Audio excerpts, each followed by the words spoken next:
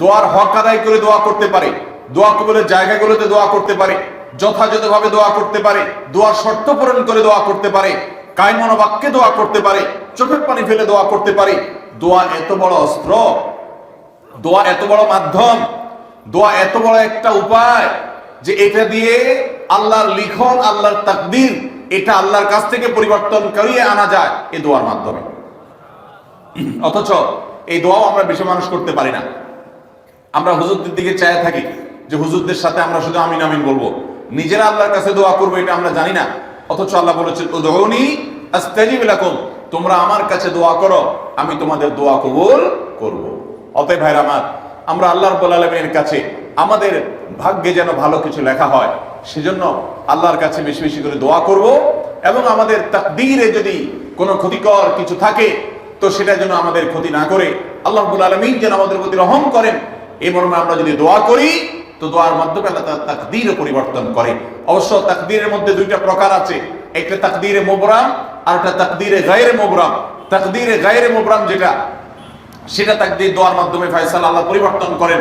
মুবরাম যেটা পরিবর্তন করেন না, অর্থাৎ যেটা চূড়ান্ত করেছেন আল্লাহ তাআলা আগে থেকে, সেটা পরিবর্তন করেন না। তবে বান্দার হায়াতের ক্ষেত্রে কোন কোন হাদিস থেকে জানা যায় আল্লাহ রাব্বুল আলামিন কোন নেক আমলের ফলে দোয়ার মাধ্যমে আল্লাহ রাব্বুল আলামিন অনেক সময় সেটাতে পরিবর্তন করেন এবং সেটাতে বারাকা দান করেন। অতএব আমাদেরকে তাকদীর, ভাগ্য যেন সুপ্রসন্ন হয়, আমাদের নসিব যেন ভালো হয়, আল্লাহ যেন ভালো কিছু দান করেন, সেজন্য শবে বরাতে রাত ভরে ইবাদত বন্দেগী এই জন্য নয়, বরং আমাদের ভাগ্যে ভালো কিছু হওয়ার জন্য বছর জুড়ে আমাদেরকে নেক আমল করতে হবে। এক রাত ইবাদত বন্দেগী করলেন, সারা বছর কোন নফল নামাজ, ফরজ নামাজ, অন্যান্য ফরজ কাজ করলেন না, আর আপনি আশা করলেন যে আল্লাহ আপনার জন্য ভাগ্যে ভালো কিছু লিখে দিবে, এটা সঠিক নয়। আর ভাগ্যের নির্ধারণটা মূলত লাইলাতুল কদর, এটি বোঝা যায় সূরা দুখান থেকে, অন্যান্য সূরা থেকে। অতএব আমাদের সবাইকে আমাদের ভাগ্যে ভালো কিছু লেখার জন্য বেশি বেশি আমাদের ৫ ওয়াক্ত ফরজ নামাজ সহ আল্লাহর সমস্ত ফরজ বিধানগুলো মেনে চলতে হবে, হারাম এবং গুনাহের কাজগুলো থেকে বেঁচে চলতে হবে, এবং সেই সাথে আমাদের সবাইকে বেশি বেশি করে, বিশেষ করে নেককারদের কাতারে শামিল হতে হবে। আমি যত বেশি নেককার হতে পারবো, ওই যে নামাজে আত্মীয়তার মধ্যে নেককারদের দোয়া পাবো, আমার প্রতি শান্তি আল্লাহর এমনি বর্ষিত হবে। এবং দ্বিতীয় আমল হলো বেশি বেশি করে আত্মীয় স্বজন, রক্ত সম্পর্কীয় যারা, তাদের সাথে বিশেষভাবে সুসম্পর্ক বজায় রাখতে হবে।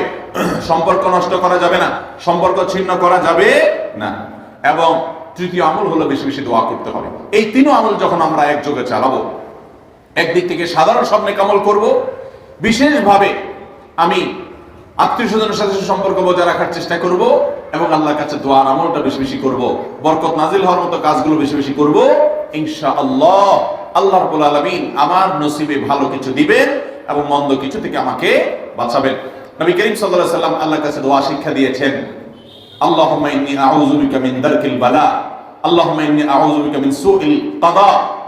আল্লাহ, আপনার কাছে আমার ভাগ্যের ক্ষতি থেকে আমি আপনার কাছে পানা চাই। অর্থাৎ আমার তাকদীরে, কাজার মধ্যে যদি কোনো ক্ষতিকর কিছু আপনি লিখে থাকেন, তাহলে সেই সুউল কাজা, এটা থেকে আমি আপনার কাছে পানা চাই।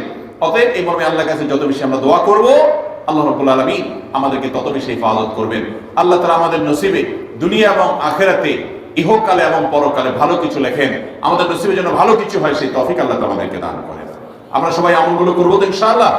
আল্লাহ আমাকে, আপনাকে, আমাদের সবাইকে আমলের তৌফিক দান করুন।